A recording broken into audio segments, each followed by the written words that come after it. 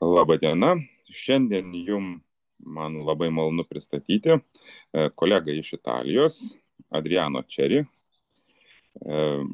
Jis yra Pizos universiteto filologijos, literatūros ir kalbotyros departamento daktaras. Domisi baltų kalbų lyginamąją istorinę kalbotyrą, vertimo studijomis bei onomastika. Kaip matote iš pamokos pavadinimas yra Donelaičio onomastika. Tai suprantama, kad bus kalbama apie labai, sakykime, specifinį aspektą. Visų pirma, kodėl būtų verta domėtis Kristijono Donelaičio onomastika. Pradėkim nuo vienos labai paprastos pastabos. Tai, kad tikrinių vardų gausa ir įvairovė yra gal nepagrindinis, bet bent viena iš metų kūrybinių ypatybių. O tai jau pastebėjo pirmasis poemos leidėjas ir vertėjas į vokiečių kalbą, Karaliaučiaus universiteto profesorius Liudvikas Gediminas Rėza, kuris apie didįjį lietuvių poetą parašė taip, vokiškai: Unser Dichter ist oft sehr glücklich in der Bildung neuer Wörter. Mūsų poetas labai mielai sukūrė naujus žodžius. Beje, Donelaičio polinkis į naujų žodžių kūrimą atsispindi būtent tikrinių vardų srityje. Todėl yra svarbi tema Donelaičio onomastika.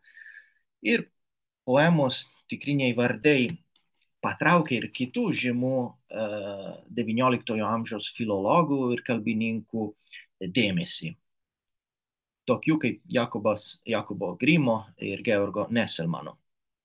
Pavyzdžiui, galima priminti, kad Jakobas Grimas savo asmeninėje metų kopijoje yra pabraukę daugelį tikrinių vardų ir šalia jų pridūrė savo kalbinės pastabas, lingvistinės pastabas. O Georgas Nesselmanas, kuris buvo trečiasis poemos leidėjas po Rėzos ir Šleicherio ir antras vertėjas į vokiečių kalbą, jis kritikavo Rėzos sprendimus, kritikavo Rėzą todėl, kad Rėza pakeitė nepagristai, Nesselmano nuomonę, pakeitė beveik visų poemos veikėjų vardus. Ir visa tai rodo, kad metų onomastika domino ir skaitytojus, ir tyrėjus nuo pat poemos pasirodymo. Čia pirmiausia norėčiau pabrėžti Donelaičio tikrinių vardų originalumą. Visi žinome, kad ši poema yra lietuvių grožinės literatūros pradžia. Tai pirmasis kūrinys ir tai reiškia, kad Donelaitis neturėjo ankstesnių poetinių kanonų, jau nekalbant apie onomastinius kanonus, iš kurių galėtų semtis, sakykime, tiesioginio įkvėpimo. Ir todėl šioje kūrybinėje srityje, man atrodo, kad autorinis komponentas atrodo itin stiprus ir akivaizdus. Dabar keletas žodžių apie tikrinių vardų repertuarą. Metuose pavartoti 77 tikriniai vardai, čia matyti lentelėje, jų didžiausią dalį sudaro antroponimai, tai asmenvardžiai, o kitos dvi klasės yra toponimai, vietovardžiai ir kalendorinių švenčių pavadinimai, kuriuos kalbininkai kartais vadina eortonimais, iš graikų kalbos eorte, šventė, festivalis ir panašiai.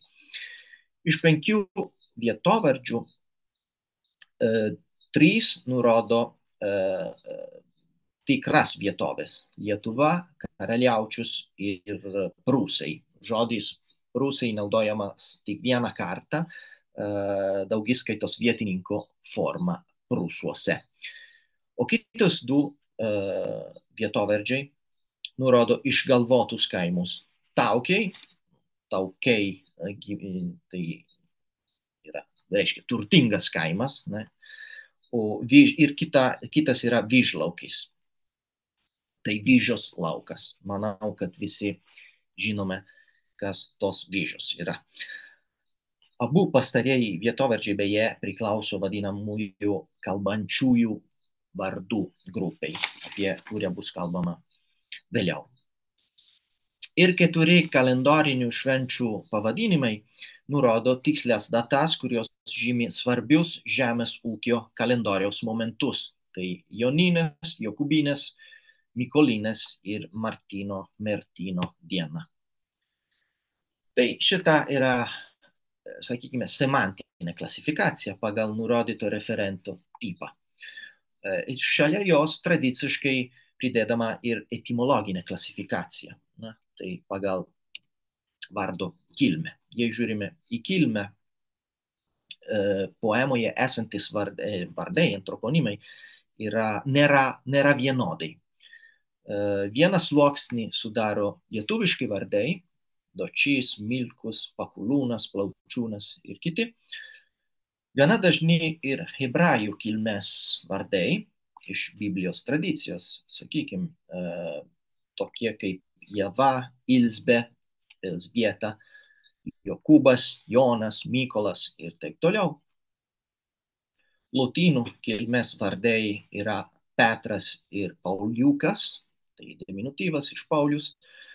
Graikų kilmės Jurgis, germanų Grita, Bergė, Brigita, Hansas ir kiti. O slavų kilmės vardų nedaug. Vienas pavyzdys yra Durakas, kuris beje yra ir kalbantis vardas, pravardė. Tačiau ši, sakykime, tradicinė istorinė etimologinė informacija iš tiesų nėra labai aktuali, norint nustatyti tikrinių vardų funkcionavimą sinchroniniu požiūriu, funkcionavimą teksto sąrangoje. Tam reikia būtent sinchroninio ir sisteminio tyrimo.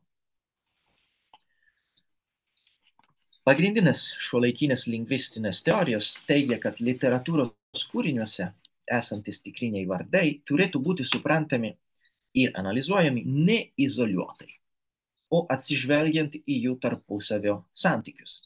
Ir cituoju iš Žanetos Dvožakovos straipsnio. The name is a part of the onymic system of the work, of the so-called landscape of names, Namenlandschaft, and a part of the overall construction of the artistic text. Na, vienintelį tokio tipo tyrimą yra, mano žiniomis, yra atlikęs vokiečių kalbininkas Raineris Ekertas prieš kelis dešimtmečius.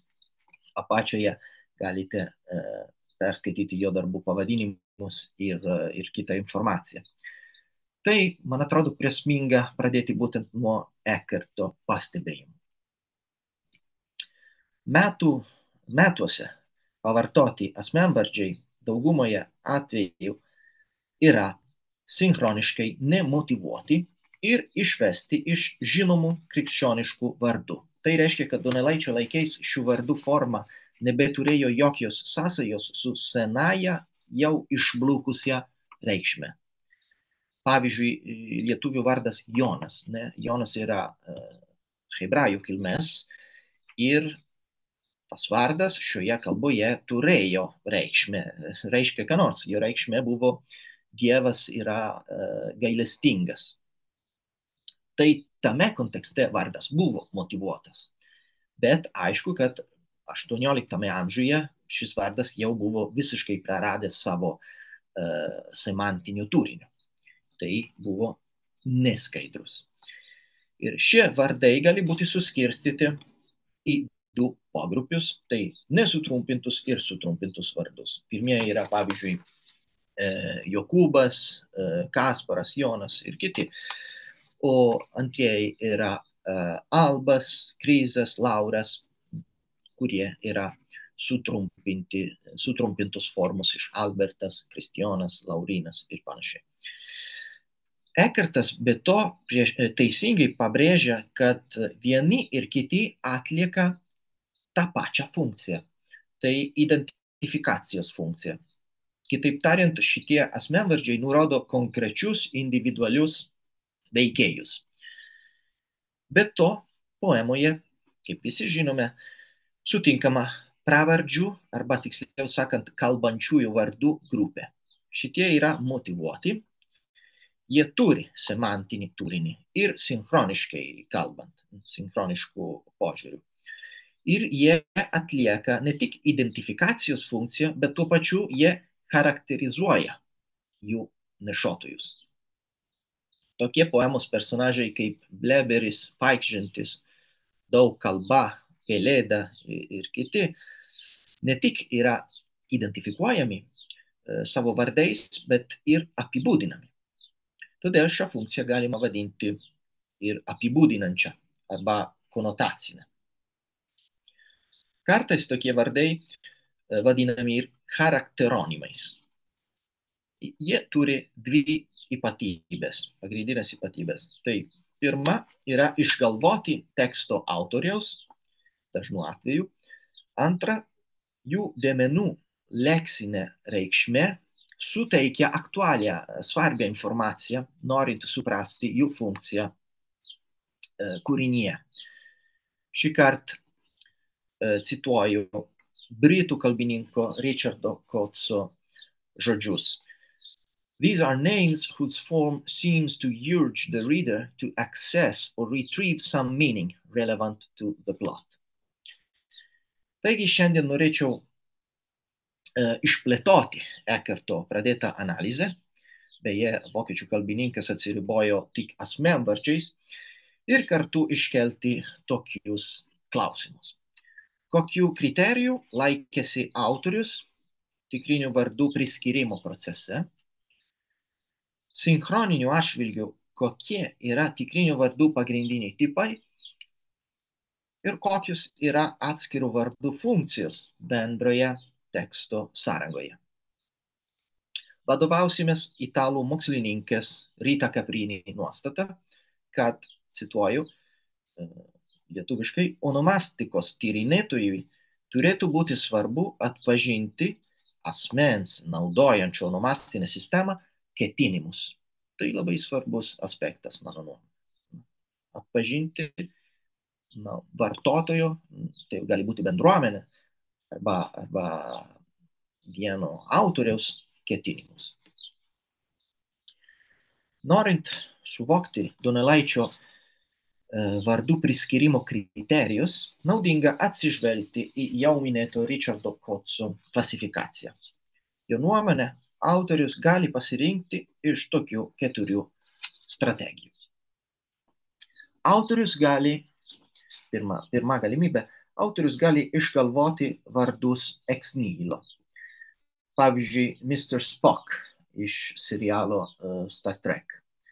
Šio tipo vardai dažnai sutinkami fantastinėje maginėje literatūroje. Ne? Galvokime apie Johno Tolkieno Žiedo valdovo personažus. Bet tie vardai aptinkami ne tik šiame žanre. Pavyzdžiui, vardą Dorian, kuris šiandien yra, man atrodo, gana plačiai vartojamas, pirmą kartą išgalvojo žymaus romano Doriano Grėjaus portreto autorius Oskaras Vaildas. Ir po to tapo, sakykime, plačiai vartojamas. Antra, autorius gali išvesti vardus iš jau egzistuojančio vardų repertuaro. Čia būtų galima minėti daugybę pavyzdžių. Aleksandro Solženicino, Ivan Denisovič, Gustavo Flaubero, Emma Bovary, Adomo Mickevičiaus Tadeusz Soplica ir kiti. Vardai gali būti pasirenkami ir memorialiniu tikslu, tai trečias variantas. Tai yra sąmoningai atkartoti tikro ar išgalvoto asmens vardą arba daryti aliuziją į tokį asmenį. Pavyzdžiui, Jameso Joyce'o personažo Stephen Dedalus varde galima atpažinti net dvi užuominas. Į pirmąjį krikščionybės kankinį šventąjį Steponą ir į graikų mitologijos personažą Dedalą, kuris sukonstravo labirintą Minotaurui. Paskutinė galimybė yra naudoti jau minėtus kalbančius vardus. Pavyzdžiui, Šekspyro Vasarvidžio nakties sapno personažai Francis Flute, Tom Snout, Cobweb, Masterseed ir daugelis kitų. Iš minėtų keturių galimybių metuose sutinkami tik dviejų tipų vardai. Tai yra B ir D. Kitaip tariant, Donelaitis savo poemoje priskyrė tikrinius vardus dviem pagrindiniais būdais. Arba išrinko juos iš tuomet egzistuojančių vardų repertuaro, arba sukūrė juos. Bet šiuo atveju nesukūrė nieko nereiškiančius vardų, atvirkščiai jo išgalvoti asmenvardžiai ir vietovardžiai yra motyvuoti ir apibūdinantis. Tai atlieka ir apibūdinančiąją funkciją. Dabar norėčiau pasiūlyti ir padiskutuoti kartu tikrinių vardų tipologiją arba sinchroninę klasifikaciją pagal jų bendras savybės. Ir prieš tai norėčiau pabrėžti, kad šios savybės arba klasifikavimo principai, kriterijai, identifikuojami žiūrint tiek į pačių vardų kaip leksinių vienetų ypatybės, tiek į autoriaus ketinimus. Klasifikavimas grindžiamas šiais trimis parametrais, kuriuos galite matyti skaidrėje, tai autorystė, sąmoningumo ir tikrinio vardo skaidrumu. Pagal autorystės parametrą skiriami autoriaus išgalvoti vardai nuo jau egzistuojančiųjų. Sąmoningai priskirti vardai, tai vardai, kuriuose galima atpažinti laisvą autoriaus pasirinkimą. Atvirkščiai neturi sąmoningumo tie vardai, kurie nepriklauso nuo autoriaus sprendimų. Tuoj matysim vieną pavyzdį. Trečiasis parametras tai yra skaidrumas. Šis parametras kelia klausimą, ar vardas kaip kalbinis ženklas kalbos sistemoje turi aiškių semantinių ryšių su kitais kalbiniais ženklais. Pritaikant šios parametrus metų onomastiniai medžiagai, galima sukurti tokią tikrinių vardų tipologiją, kurią sudaro, kaip matote, 3 klasės. Ir dabar norėčiau atsižvelgti visas šias 3 klasės. Tai pirmajai klasiai priskiriami pavadinimai, žymintis stabilius ir atpažįstamus referentus, priklausančius materialiam ir nematerialiam kultūros paveldui. Tai gali būti toponimai, antroponimai ar kitų rūšių onimai, tikri ir įsivaizduojami. Skirtingai nuo kitų tikrinių vardų, jų semantinė aprėptis paprastai apribojama vienu referentu. Todėl galima, naudojant anglišką žodį, sakyti, kad jie yra monodenotational. Donelaičio poemoje šiai klasiai priklauso tikri toponimai Lietuva, Karaliaučius, Prūsai, švenčių pavadinimai Joninės, Jokubinės, Mikielė, Mertinas ir 5 antroponimai iš Biblijos. Tai Adomas, Jeva, Koinas, Dovydas ir Kristus. Paskutinį galima laikyti ir teonimu. Šios klasės vardai pasižymi 3 savybėmis. Nėra autoriniai, todėl kad jie yra išvesti iš repertuaro. tai neoriginalūs, nėra sąmoningai, mat ne nuo autorius priklauso, ar, sakykime, Prancūzijos sostinė vadinasi Paryžius, arba Prūsijos sostinė vadinasi Karaliaučius, ne nuo autoriaus. Ir nuo sinchroninio požiūrio, trečia savybė, nuo sinchroninio požiūrio, tai yra nuo kalbančiojo požiūrio, jie dažnai yra semantiškai neskaidrus. Tačiau, čia galėtume diskutuoti, nes reikia patikslinti, kad skaidrumo laipsnis yra kintantis ir santykinis. Bet apskritai yra neskaidrus. Į antrąją klasę patenka dažniausiai pasitaikantis vardai, kurie neidentifikuoja stabilaus ir unikalaus ekstralingvistinio referento. Jų semantinė aprėptis yra jau platesnė, nes jie gali nurodyti įvairius galimus referentus. Todėl jie yra daugiareikšmiai, tai angliškai multi-denotational, bet tekste jie yra, vėl pasakysiu angliškai, monoreferential. Todėl, kad tame konkrečiame kontekste šitie vardai nurodo tikslų, unikalų referentą. Pavyzdžiui, vieną veikėją arba vieną vietovę. Metuose galima rasti daugybę tokių vardų. Mikas, Kasparas, Grita, Jonas, Petras ir taip toliau. Šios klasės vardų savybės yra tokios. Nėra autoriniai. Skirtingai nei pirmosios klasės vardai, šitie yra sąmoningai, nes jų priskirimas yra autoriaus pasirinkimo klausimas. Tai šį kartą nuo autoriaus priklauso jų priskirimas, o jie dažnai yra semantiškai neskaidrus kaip pirmosios klasės vardai. Trečiajai klasiai priklauso jau aptarti kalbantieji vardai.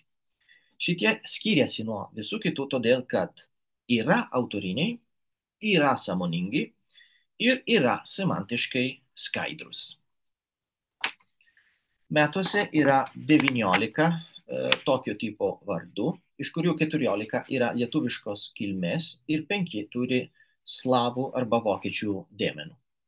Iš viso jie sudaro 28% poemos asmenvardžių. Kalbant apie jų semantinę motivaciją, jie dažnu atveju nurodo kokią nors jų nešiotojo moralinį arba fizinį ydą. Pavyzdžiui, tinginystę, slunkius, arba girtuokliavimą, šlapjurgis, plepumą, bleberis arba daug kalba, kvailumą, paikis, paikšintis. Kitais atvejais nurodo kokį nors fizinį defektą, kaip pavyzdžiui žnairiuks, tai kreivomis akimis žmogus, arba klišys, šleivas, klišas žmogus ir taip toliau. Dar kitais atvejais, nors yra įmanoma nustatyti pagrindinę leksemą, vis dėlto sunku interpretuoti vardo motivaciją. Pavyzdžiui, Plickius yra toks personažas, o tikrinis vardas iš daiktavardžio Plickas, plokščias pyragas, tai lietuvių kalbos žodyno definicija. Galbūt todėl, kad veikėjas mėgsta valgyti šį patiekalą, arba todėl, kad kokia nors jo išvaizdos dalis primena šio patiekalo formą, nežinau. Ir su tais pačiais sunkumais susidūrėma ir su Plaučiūnas. Net sunku atpažinti bendrą vardą Plaučiai, bet kokia čia yra motivacija, nelengva atstatyti. Dabar galima iškelti klausimą, kokios yra tikrinių vardų funkcijos poemos tekste. Ir sąmoningai sakiau funkcijas, o ne funkciją, todėl, kad kiekvienas vardas paprastai atlieka daugiau kaip vieną funkciją. Manau, kad šiuo klausimu naudinga atsižvelgti į Žanetos Dvoržakovos darbus. Remdamasi ankstesniais kitų mokslininkų tyrimais, čekų tyrėja yra aptariusi 7 tikrinių vardų funkcijas, kurias norėčiau dabar jums pristatyti ir kartu švelgti.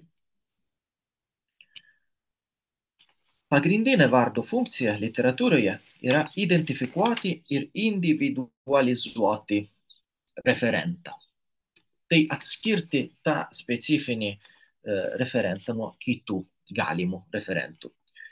Ši funkcija yra vadinama įvairiais būdais, pavyzdžiui, identification, nomination, individualizing, differentiation. Man atrodo, galima daryti išvadą, kad visi tekste esantis vardai atlieka šią funkciją. Pavyzdžiui, asmenvardžiai identifikuoja tam tikrą veikėją, vietovardžiai vietovę ir taip toliau. Tai ši funkcija būdinga visiems ar beveik visiems, tai tuoj pamatysim vieną galimą išimtį. Bet apskritai būdinga visiems vardams. Kita funkcija yra apibūdinimas. Pagrindinis šios funkcijos ypatumas yra tai, kad yra tam tikras tiesioginis semantinis ryšys tarp vardo ir jo savininko. Būtų galima sakyti, kad šiuo atveju ryšys tarp žymiklio, tai vardo formos, ir žyminio, tai yra kas yra reiškiama, nėra atsitiktinis. Aiškiai poemoje šią funkciją atlieka kalbantieji vardai. Trečioji funkcija yra mitizavimas. Pagal šiuolaikinį mokslinį požiūrį vardas yra laikomas paprasta identifikacijos priemonė. Kaip mes naudojam vardą. Tai yra laikomas, sakykime, ženklų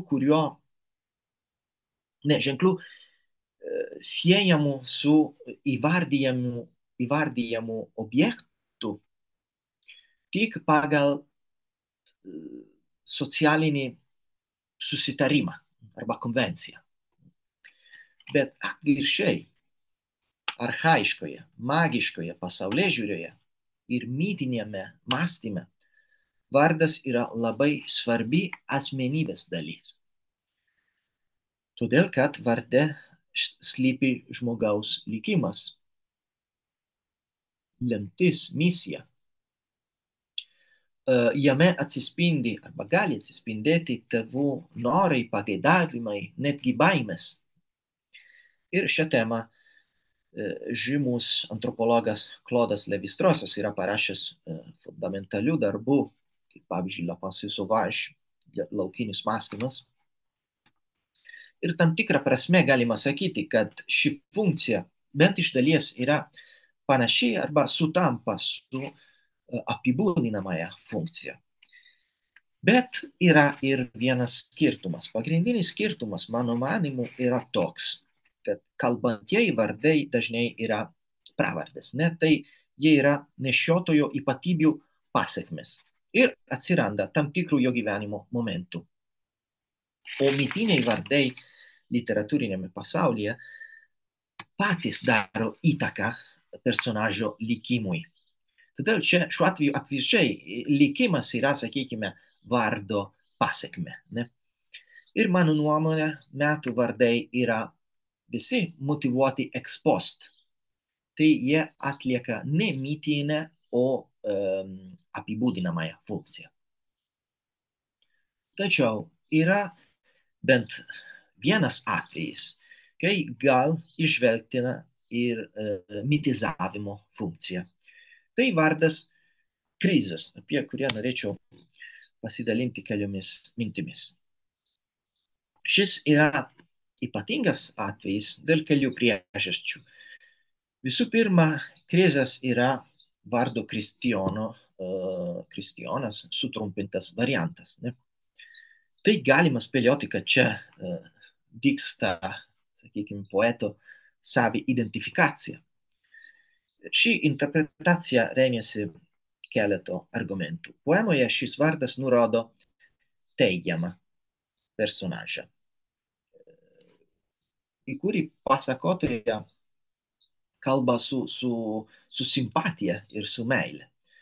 Šis personažas, Krizas, poemoje išsiskiria iš visų kitų būrų savo išradingumu. Nors gimė neturtingas ir netrukus tapo našlaičiu, jam pavyko pagerinti savo socialinį padėtį. Na, o jei žiūrime į poeto biografinius faktus, tai pamatysim daug bendrybių. Be to, jei pasitelkėme dėmesį į vardo etimologiją, pastebime, kad Kristijonas yra susijęs su lotynų Christianus, tai yra krikščionis. Taigi manytina, kad bent kunigo akimis pats vardas turi, sakykime, teigiamą vertę, arba yra teigiamų vertybių ženklas.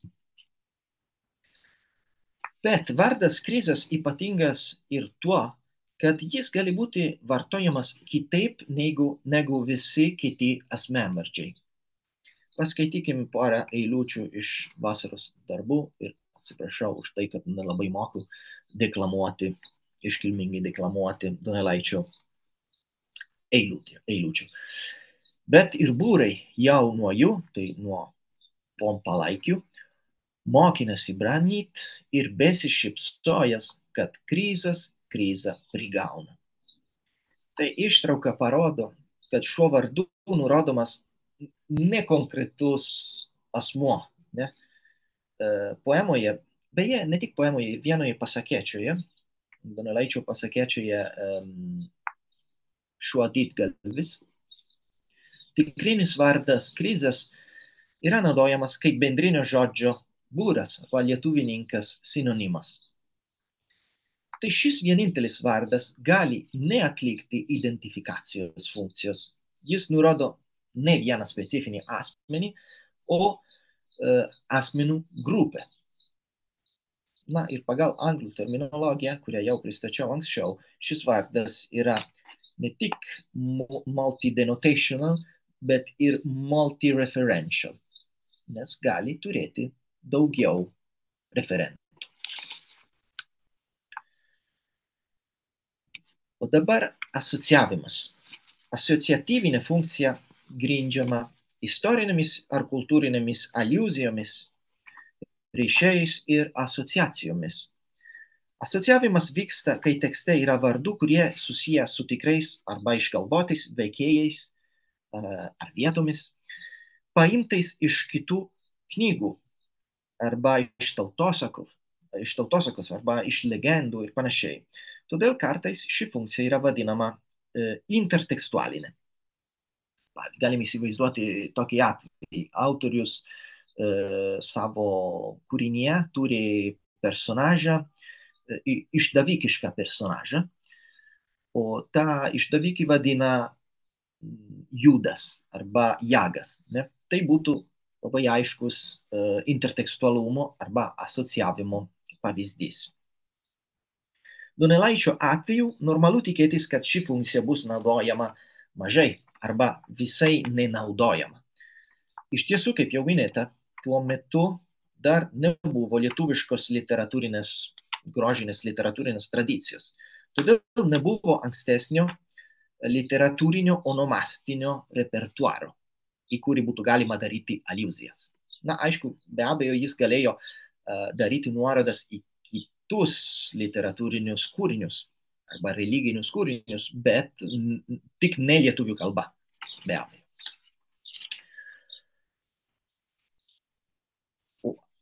Kalbant apie penktąją funkciją, klasifikavimą, norėčiau pradėti nuo citatos. Names can classify characters from many points of view. Exempligracija, time period and place, nationality, social status, religion, etc. Keletas literatūros kritikų pabrėžė Donelaičio metų dualizmą tarp gero ir blogio. Ne? Vienoje pusėje yra vadinamieji viežlybieji personažai, kitoje pusėje yra nenaudėliai. Visoje poemoje vyrauja stiprus pasipriešinimas tarp lietuvininkų būrų ir vokiečių ponų. Turint omeny visą tai, būtų natūralu tikėtis, kad toks dualizmas atsispindėtų būtent ir onomastikoj. Pavyzdžiui, kad lietuviški vardai nurodytų geruosius ir vokiečių kilmės vardai bloguosius personažus. Arba kita galima opozicija būtų buvę tarp krikščioniškų ir nekrikščioniškų vardų. Arba tarp paprastųjų ir kalbančiųjų vardų. Tačiau taip nėra. Kitaip sakant, iš personažo vardo negalima spręsti, ar jis yra teigiamas ar neigiamas. Tai aiškina tik jo žodžiai ir darbai. Vienintelis atvejis, kai naudojama šią funkciją, yra asmenvardžiai Laurienė, Krizienė, Pakulienė. Tai yra veikėjų Lauro ir Krizo ir Pakulio žmonos. Šios priesaginės formos turi aiškią socialinę reikšmę. Jomis personažai yra identifikuojami ir tuo pačiu šie vardai ką nors nusako apie personažus. Pavyzdžiui, nusako, kad jų nešiotojos yra ištekėjusios moteris ir kad jų vyrų vardai yra Lauras, Krizas ir taip toliau. Šiuo atžvilgiu Rudolfo Šrameko definicija yra itin tinkama. Jis naudoja lokalizacijos sąvoką ir parašė taip: įvardyto objekto klasifikavimą pagal tam tikrus socialinius, kultūrinius, istorinius ir ekonominius ryšius. Estetinė funkcija apima vardo formą, poetiškumą, ypač garsų pasirinkimą, skambesį, eufoniją tam tikram efektui sudaryti. Tačiau ne visi mokslininkai sutarė dėl šios funkcijos pobūdžio. Kai kurios tyrėjų nuomonė, estetinė funkcija pasireiškia tik renkantis labai retus, neįprastus vardus. Atvirkščiai, aš pritariu Dvožakovą, kad visi vardai grožinės literatūros kūriniuose atlieka estetinę funkciją. Net ir patys įprastesni ir dažnesni vardai daro tam tikrą poveikį skaitytojams ir sukelia jiems kokią nors įspūdį. Ta, aišku, kad neįprastuose varduose estetinė funkcija yra ryškesnė. O paskutinę funkciją galima vadinti iliuzionistinę. Ji pasireiškia, kai autorius naudoja tikrinius vardus iš realaus gyvenimo, iš savo aplinkos. Tokių realistinių vardų naudojimas didina iliuziją, kad pasakojami faktai nėra fiktyvūs. Jie yra arba galėtų būti realus. Ši funkcija grindžiama literatūrinio ir realaus gyvenimo konfrontacija. Mat, asmenvardžiai ir vietovardžiai literatūroje visada yra susiję su tikraisiais arba istoriniais vardais. Galime analizuoti, ar pasirinkti vardai yra paplitę ar neįprasti, ar jie sukurti atsižvelgiant į konkrečią epochą ir panašiai. Analizuojant metų onomastiką, šiai funkcijai galima atpažinti svarbų vaidmenį. Išskyrus kalbančiuosius vardus, Donelaitis pasirinko realistinius tikrinius vardus, kurie buvo daugiau ar mažiau paplitę, įprasti ir naudojami tuometiniame rytų Prūsijoje. Tai jo sukurta Namenlandschaft, jo amžininkas neturėjo skambėti dirbtinė, o atvirkščiai, ko gero, suteikė realistinę įspūdį. Na, gerai, apibendrinant šią pamoką, galima daryti šias tokias išvadas. Kristijonas Donelaitis savo poemoje sąmoningai naudojo tikrinius vardus, juos pasirinko, sakykime, ne šiaip savo, o su tam tikru tikslu. Metų onomastikos vienetai sudaro sistemą, kurią verta tyrinėti pagal naujausias teorinės nuostatas. Asmenvardžiai, vietovardžiai ir švenčių pavadinimai gali būti klasifikuojami įvairiais būdais. Čia pasiūloma vardų tipologija grindžiama 3 parametrais – autorystę, sąmoningumą ir skaidrumą. Pagal šią klasifikaciją vardai priskiriami į 3 klasės. Jei žiūrime į tekste atliktas funkcijas, visi tikriniai vardai atlieka identifikacijos funkciją ir turi didesnę ar mažesnę estetinę vertę. Tikrinių vardų priskirimo procese poetas laikėsi 2 atskirų kriterijų. Daugumą vardų išvedė iš jau egzistuojančių ir tuomet paplitusių vardų, nepaisant jų lietuviškosios ar nelietuviškosios kilmės, kitus vardus išgalvojo pats. Pirmojo tipo vardai atlieka vadinamąją iliuzionistinę funkciją, o antrojo tipo vardai apibūdinamąją funkciją. Mitizavimo, asocijavimo ir klasifikavimo funkcijos atvirkščiai nėra labai būdingos Donelaičio onomastikai. Tai gal gana. Dėkoju už dėmesį.